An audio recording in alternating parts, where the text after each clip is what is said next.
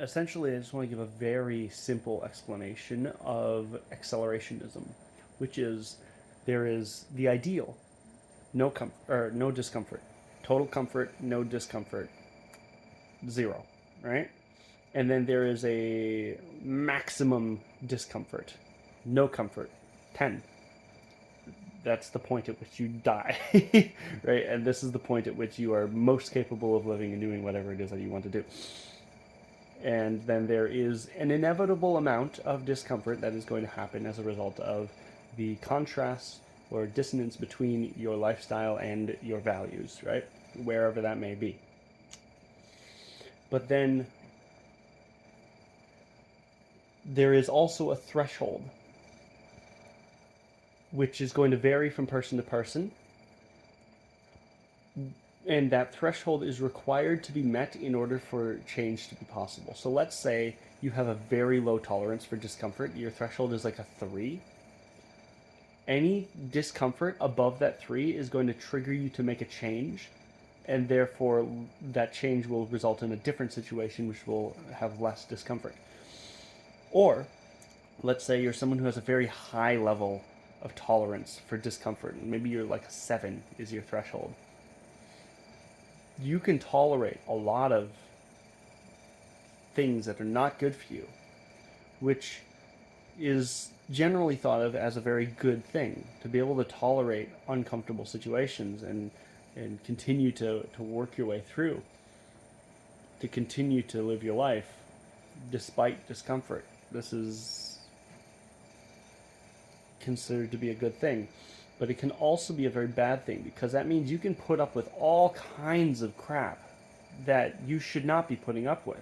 Because if your life was, like, let's say your threshold is here and your life is here, if you actually made your life worse, not, you don't even have to go all the way up. Sorry, I went too far. I'm just trying to look at the screen. Let's say your threshold is here, your life is here, and if you made your life worse, so you're up here, you would actually be willing to make a change and therefore end up like down here or somewhere in there or whatever, right? So generally, culture thinks of a high threshold as a very good thing, because then you can put up with a lot of stuff and continue to power your way through and live your life. But I think there's a distinction that needs to be made here. Two types of thresholds: the amount that you're capable of tolerating versus how much you are willing to tolerate. And this is tricky because the amount that you tolerate increases your capacity to tolerate, right? So if you have a very low threshold and every single thing throws you over the edge to where you can't function anymore because you can't tolerate things, you're like, this can stall you. It's like both sides have pros and cons. The low threshold, the con is that this can stall you out to where every little thing sets you over the edge and you just cannot function or live your life. But the pro is, if you kind of take control of your life, every little thing becomes a wonderful opportunity for growth. Every tiny little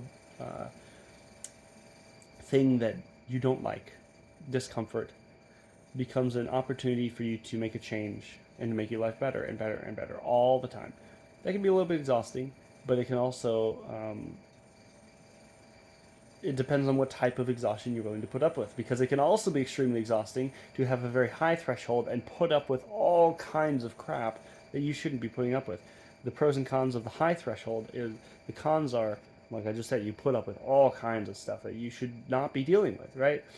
Versus the pro is, you you can tolerate a lot of discomfort and continue to push through until you meet your goals. And this is something I've been processing, marinating on in the back of my head for a while. And generally, from what I've seen, all of culture values this one, the high threshold. But I genuinely am starting to think that the low threshold is actually better. Because, like, is that really the life you want to be living? yes, you can tolerate a lot of stuff and you can continue to push through it to achieve your goals, but like at what cost? At a life of misery spent tolerating all of this stuff, as opposed to if you have your very low threshold and then every little thing. It's just different types of exhaustion. The exhaustion of constantly making changes and constantly making improvements versus the exhaustion of constantly putting up with things for the sake of it's worth it. The ends justify the means. It's easy to say like it's a matter of preference, but I can't help but lean towards thinking that the low threshold is better because you're not going to be constantly making changes forever. Eventually, you make enough changes and life kind of finds a homeostasis. I think. I don't know. Maybe it is just a preference based on my values that I like. We're all gonna die someday. Reminder. So why the fuck would you spend your life doing shit you don't want to do? Why would you tolerate a bunch of stuff that you don't want to tolerate? I think we all need to have higher standards. I think this ability and willingness, that's the two separate types of thresholds that I was I was gonna go into, but then I didn't yet. Hopefully I'll remember yet by the end of this video because I want to finish the training thought I'm on right now. This high threshold, I think, was very adaptive and very useful um, in a horrible, miserable world of like surviving out in the wilderness when you had to put up with a lot of crap.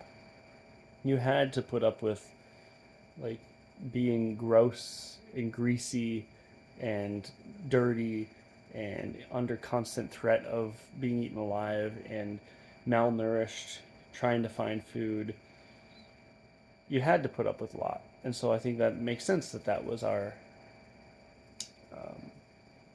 our cultural norm.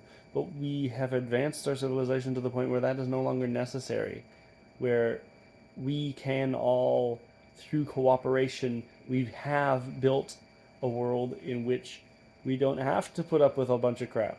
We can have higher standards. And our it's like the behaviors that get you something are not the same behaviors that maintain that something once you've gotten it. It's that concept where all of the cultural values and ways of viewing the world that got us from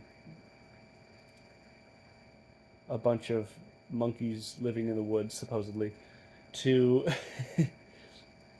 the comfort that we have nowadays in heated homes and soft couches and whatever, are not the same behaviors needed to maintain such a standard of living. Just some thoughts. So, take it or leave it. One thing I think you should take regardless and not leave is to question everything.